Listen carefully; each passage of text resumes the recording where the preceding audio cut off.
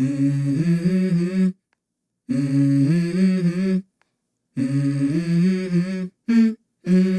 go.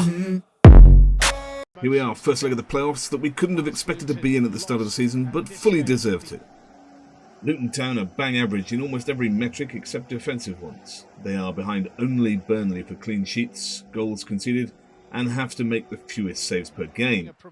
They defend furiously to achieve this, making more clearances than every team in the division bar Blackpool and Huddersfield, and they deliver the most fouls in the entire division. But this could work to our benefit, given we are the most fouled team in the division. Luton's hopes rested on Carlton Morris, who tops the charts for just about everything for the Hatters. With 20 goals, he was the main man to stop. But Luton had height and physicality all over the pitch. Set pieces were going to be a problem. Luton played to stifle us in the middle third of the pitch and keep the threat away from their goal. They compressed play by pushing it to the sidelines, making it extremely crowded to play through. This often took options away from us and meant that they won the ball in the middle of the park. Look at this here. Luton stand off us, closing off play through the centre of the pitch. When we move it to the sides as a result, they work to close off the escape from the touchline.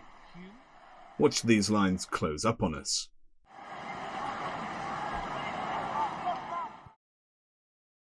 And they then simply crowd us out of the ball, knowing we have no one to cross to.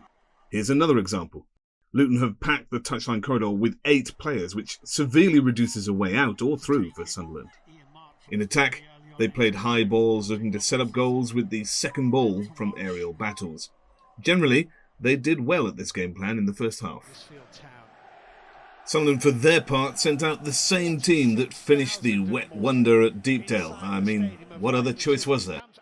What the hell is this, Sky? Do you even watch our games? No.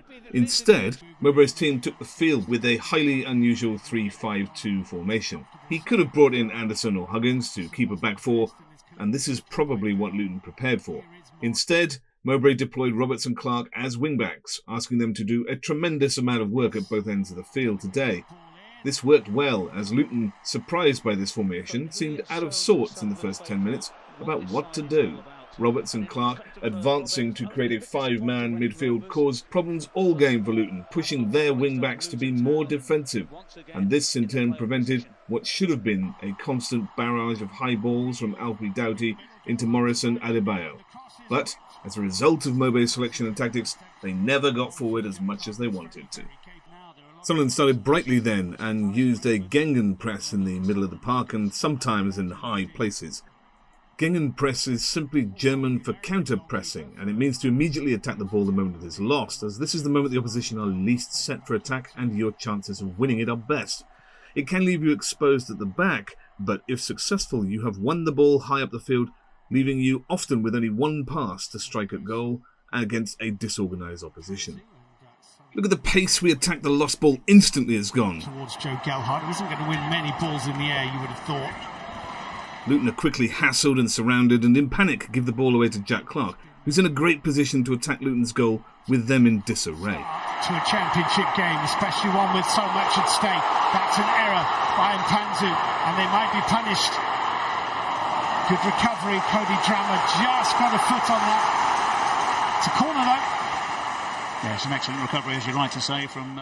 The result was to stifle Luton's wing-backs' advance and to keep them in defensive mode to cover possible lost balls. And this worked quite well, with the early chances falling to Sunderland and Luton panicking when they did gain possession.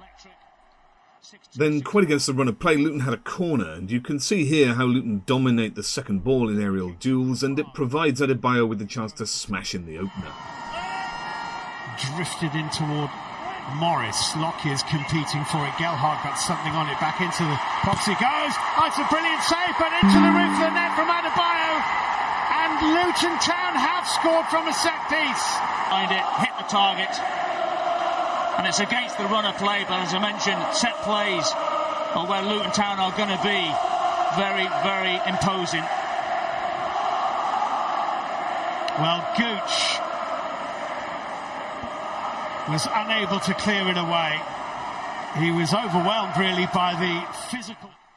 Luton's press and their poor passing meant a lot of loose balls that both sides competed hard for, and this battle for dominance led to several yellows in the space of 15 minutes in the middle of the half.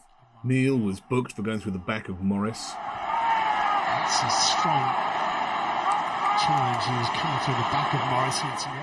But Nakamba was not. Cut it out by Roberts. For Ekwah forward. The referee Tim Robinson's whistle has gone. It did look a bit late for marvellous Nakamba, who's not always the most controlled in the challenge.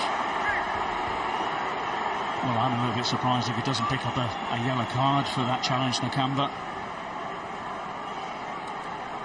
Is it any different to Dan Neil? He's coming a little bit late. See that Ekwah wants to go and turn. Nakamba was eventually booked for this tackle. Pritchard, maybe he should have done. He's got a very good footing on Nakamba there, and Nakamba, I think, will get a yellow card this time. And then Luco 9 got away with an elbow to the head. There's a forearm there, isn't it, from Luco 9? Not particularly great, is it, on Jordan Clark? And as the half closed, Mapanza went through the back of Roberts on the edge of the box, and we had another free kick. That's nicely done, and Roberts is taken out. It's an awful challenge by Mpenzu. It's a terrible tackle. It's a free kick, and that has to be an absolute minimum. Here comes the card. Yeah, awful challenge, but by our referee Tim Robinson. Pritchard and Amad Diallo. Pritch shifted the ball clear of the wall, and Amad launched another fireball into the top corner. Amad Diallo for Sunderland, who desperately needed that, and he picks out a piece of sheer quality. And that's changed everything at the Stadium of Light. You won't see too many better goals than that this weekend. Amad Diallo. Sunderland 1, Luton 1. Well, what a strike this is from Diallo. Just a flick of the ball from Pritchard, just to gain himself another couple yards closer to the goal. And the goalkeeper, no chance whatsoever. And whether this is a Championship playoff or a Premier League game, you won't see a better goal, as you're right to say, all weekend. What a strike that is to get the home side, Sunderland, back. What can you do but blow smoke off an imaginary pistol shot or kiss your fingers? What is that? The leveller injected confidence into Sunderland, and we wrested control of the game back from Luton. We pressed a series of corners and started to dominate those second balls now. A special goal makes a special difference, and that is certainly in that category.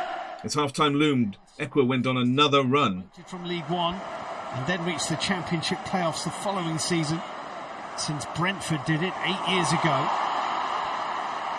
Pritchard into Ekwah, holding off from Panzu. Ekwah goes to ground, his leg suddenly split. Well, perhaps. It's certainly clever play to put your leg in front of the attacker, but he does go down way too easy, and that probably persuades the referee. Panzu does grab hold of the ball, doesn't he? The whole of the ball. And what he does really well, Ekwah, he actually puts his right leg across. And so, we went in at the break, even, but looking the more threatening of the sides. The second half began just as we had finished, with good pressure and claiming the second balls, and the chances came again. Pritchard danced through. Is it me or has his dribbling improved lately? And he put the ball through to Gelhardt, but it was struck wide. Gelhardt just wide. Moving down the right-hand side, where he's able to gain possession, flicks that ball from right to left, has a quick look up, sees Gelhardt towards the near post area. Luton looked rather rattled, and the pressure continued to force lots of loose passes from them. Nakamba and Mpanzu for Luton. When they did muster an attack, it was ponderous and lacked a final ball. From Aston Villa, of course, the Zimbabwe international. There's a chance for a cross in. And Amari Bell, I think it is. And it was us who was picking up the second balls. Thought about coming for that. Morris headed it back into a decent area, but there were no. In attack, we were starting to break out of Luton's side press with crossfield passes.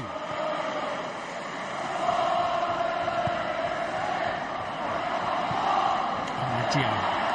Roberts now, a little bit more central, finding Pritchard. Pritchard helping it on its way. And the sheer skill of Patrick Roberts in driving through them.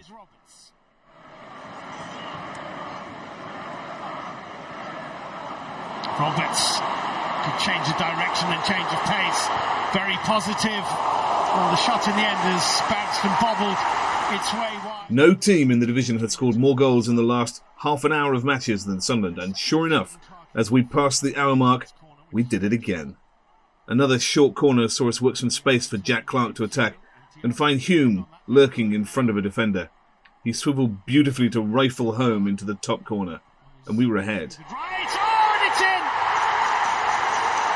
The cross took a little deflection and is headed into the back of the net by Trai Hume, and Sunderland have turned it around at the Stadium of Light. They're 2-1 up just past the hour mark. And what an unlikely scorer, only his second goal for the club. I wouldn't be particularly happy with the defending here. Jack Clark is able to come in on the right-hand side. Here we see the ball from Diallo, played out to Jack Clark. Now you see as a fullback, you've got to be saying to him, you've got to be taking him down the line. And Cody Drammer doesn't do that. He allows himself to get himself too square. The ball comes in, and there's the header from Trai Hume. Excellent goal. And again, 46,000 people inside the Stadium Light, apart from the couple thousand. Sensing victory, we went for a third, cutting Luton open with our one-touch play. Chris Waddle was in the Sunderland side. From another corner, Ekwah went close and the ball just wouldn't drop for Neil. Sunderland's sixth of the game is spooned into the penalty area. Ekwah can hit this, did. Super block by Osho, brought down and lofted. And Nakamba showed Luton's frustration and was lucky not to get a second yellow. Nakamba to a second yellow card. Well, I just think there, when you have a look at the ball is actually going away. I know he clips the man as well. There we have a little look. You see he grabs the hold of the ball. Yes, a little bit of the foot of Diallo. Nakamba again tried to leave the game, but the ref refused to book him again. Clark, well, they are adamant, Sunderland, that should be a second yellow card.